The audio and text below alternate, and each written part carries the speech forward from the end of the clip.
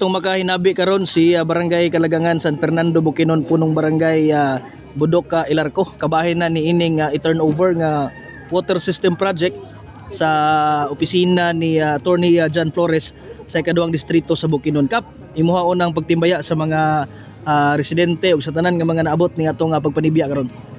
May munto sa tanan at sa tawhan sa barangay Kalagangan. Nining patutagon ako magtibay ko ninyo nga mao na gid schedule gitakda nga pag-turnover sa atong proyekto nga maong water system. Una sa tanan, nagpasalamat mi dako sa nag-sponsor nini ug pinaging ikan ni sa paningkamot sa official ni Consial Jeric Adahar kay siya gid ang among madaring kontak ug labas sa tanan naghatag nini mao man si Congressman John Flores ang Congressman sa Segundo Distrito.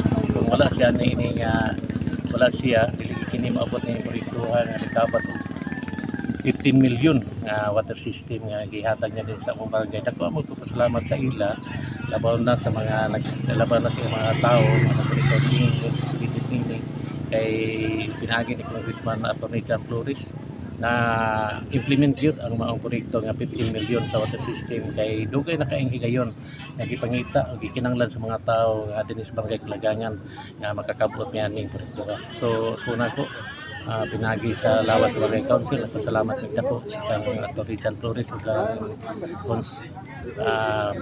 Consial Jeric Adahar kay sa iya sa pagpaningkamot nga matagaan kami niini ug labas na sa mga sanganang bayan. Salamat kami sa among kaladong mayor kay usap po siya nga follow up ini mga proyekto kay naglantaw po sila para sa kayo sa among barangay. Ug labaw sa tanan balik ko nako pinagi sa barangay council nagpasalamat mi dako kang Attorney John Flores sa among Congressman diri sa Segundo Distrito kay niabot kini proyektuhan. Diin dugay na kini gipangandoy sa mga tao karon mabenepisyohan na gid sa mga katawhan. Nagkasayod mi narighan nalipay pero nag-uol pod ang barangay nalipay ang barangay council pero nag-uol gyapon nagyapon kag-uol ang barangay council kay bunga sa kalipay sa mga tao nga problema ang barangay council kay dili tanan makupan mahatagan nato sa serbisyo sa mga tubig. Pero paningkamutan namo nga mahatagan gid og ban ang mga katawhan. Kada lang siguro may montage ta. Kap unsa di inyuhang sistema diri sa panubig prior pa aning maong proyekto kap? Ang kini nga sistema karon na butang pa ni kanay komunal sistema kay di kon pa man level 2 pa man. So napa sa komunal nga tentang.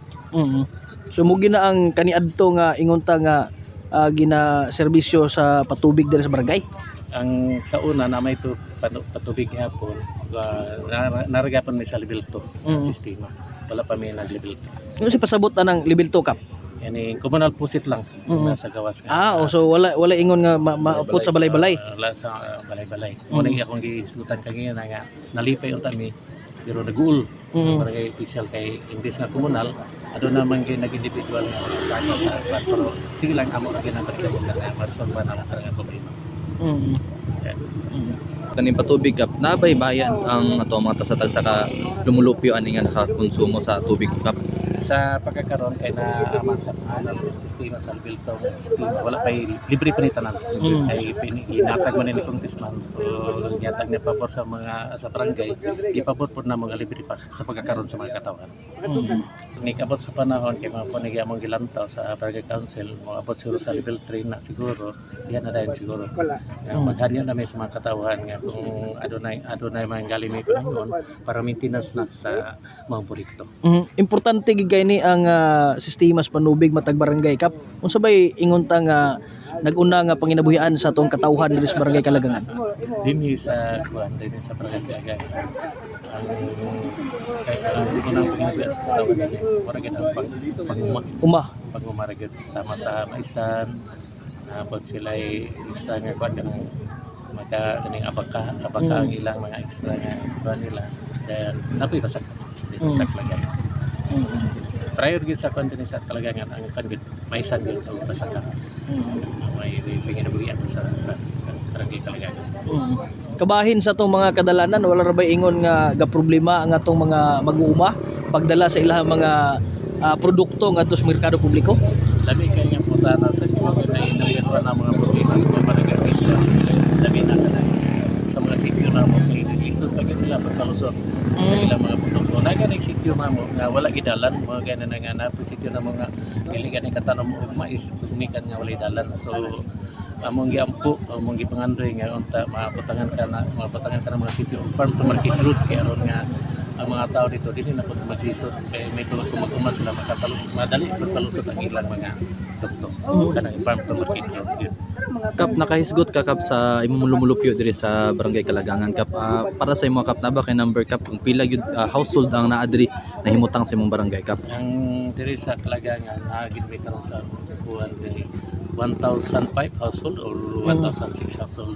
Kaya naman may sa population na 7,000 population. Bay. So ubay pod. So kana siya kap kanang nabilong sa sitio kap mga ma-differentiate ba nimo nga pila number nila kap? Ang sa pagkakaroon mo, dili na kaya na ako magpanagpan kay kami sa among sitio namin 17 ka sitio. Dili kay na ako ma-target kung pila gid ang household sa matag sitio kay 17 ka sitio wala siyam ka purok namin sa 20 city sa nagkakuan. Para din ako ma-target kung pila gid ang household. So ubay-ubay gid imong ira dagit kap.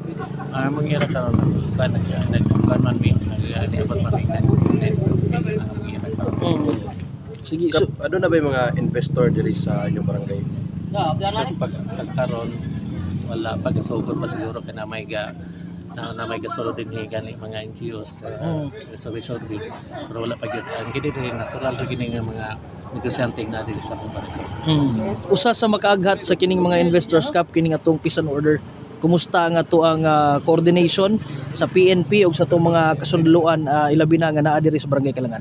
Sa pagkakaroon ayaw man ang dagan sa peace and order gani partner man gid namo ang AFP sa karon ug unya permi ang ginamo sila masampit kay mao man gid sila katimbang namo di sa barangay kay wala man may masampit kay ang among PNP distansya man siya kapag sa San Fernando. So pasalamat mi nga na may sa boundary na sa Kalagangan sa Bukidnon o Davao na matay PNP pero magka-contact man mi pero mas dali na mo mag-contact ang EAP kay naman may aring CP dinhi na may nagpabilin nga ato mga kasundalohan dito sa Kalagangan. So karon sa peace and order may gid ang dagan sa peace and order. About sa healthcare ninyo kap, unsay pinakadol ninyo diri nga facility kap? Naabay hospital or sa center, super health center? Sa health nga kahimtang naman may rural country sa among bahan sa rural health center. Pero napud may duol diri nga kuan kanang gitawag karon nga super health center ay tawag na diri sa Santo Domingo o either Tulatonga, Santo Domingo or Bunacao mo na dali na mamakuan pero mostly direct gid mi dito sa San Fernando Hospital ato mga sa mga problema sa mga panato sa mga katawan. Sige. Kalimutan na. Sige kap, imuhan lang parking statement unya basin og pagapaminaw sa Attorney John ani ang imuhang pangamuyo nga katong farm to market road kay murag importante gigay din na para sa inyuhang area usab. Kana labas sa tanan no kami gid sa Barangay Kalagangan ka paabot gid sa tanan nga siya kun di siya makadungog labi na sa problema namo sa mga kasikyahan kini gitawag nga farm to market road kay usa gid kini sa among giproblemahan kay kani na experience kinamo sulod-sulod sa among mga sitio mismo kami luoy kung maabot mi dito mas labaw nang maluoy mi sa mga tawo nag-abot namo dito kung among lataw na ilang panginabuhi eh dili gid sila katanom og mga eksaktong produkto gumikan sa problema sa dalan unang gawhag mi dili lang ang congressman dili bisan sa atong landong gobernador madugog niya